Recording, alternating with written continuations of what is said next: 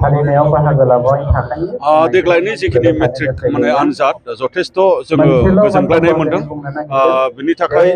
जायफोर उथ्रिसार जानो हाबाय बिथांमोननिसिम आङो रोजा रोजा कंग्रेचुलेसन आङो बावहरदों फोरोंगिरि मानाव गेदेर बिथांमोननिसिमबो आङो माने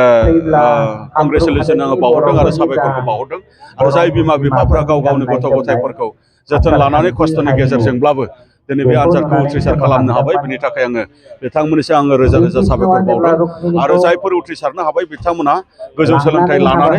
हारिनि आरो हादरनि सुबुं सम्पद जानो हाथों आङो बेखौ मिजिंथिदों लोगोसे जायफोर माबा मोनसे खारननि थाखाय दिनै उथ्रिसारनो हायाखै बिथांमोना फिन नाजाफिननायनि गेजेरजों फैबाय थानाय समाव गावसोरनि सोलोंथाइ लानाय बा गोजौ सोलोंथाइ लानायखौ बिथांमोनाबो हाफुंथों आं बेखौनो मिजिंथिदों आरो दिनै चिरां जिल्लाया आसामनि गेजेराव मोजांथार मोनसे रिजाल्ट खालामनो हादों जे आसामनि गेजेरावनो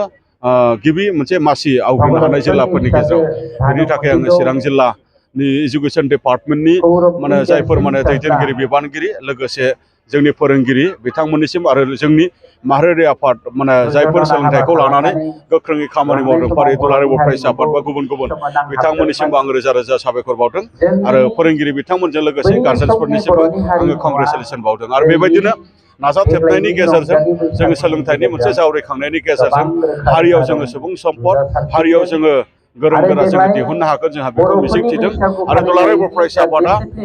क्वालिटि इडुकेसन जे मुभमेन्ट जे जोङो थांखि लादों बे क्वालिटि इडुकेसन मुभमेन्टनि गेजेरजों फैबाय थानाय समाव मर माखासे एक्टिभिटिनि गेजेरजों मर माखासे एफेक्टिभ माने एक्टिभिटि खालामनायनि गेजेरजों जोङो मर मोनसे आउटकाम जों लाबोनायनि सिन्थाखौ जोङो खालामबाय थादों आरो खामानि मावनो जों अलरेडि